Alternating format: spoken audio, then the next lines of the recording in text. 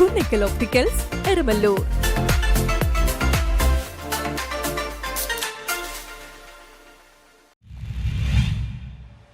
ഏകീകൃത കുർബാന നടപ്പിലാക്കണമെന്നാവശ്യപ്പെട്ട് എറണാകുളം അങ്കമാലി രൂപതയിലെ ഒരു വിഭാഗം വിശ്വാസികൾ ബിഷപ്പ് ഹൗസ് ഉപരോധിച്ചു.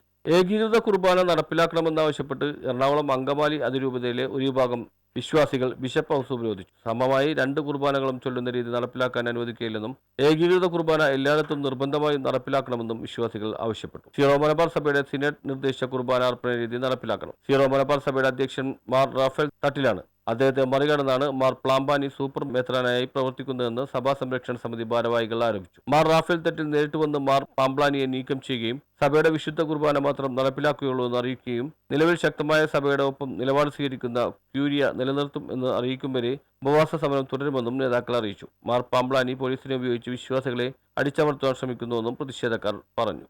News bureau, Kochi.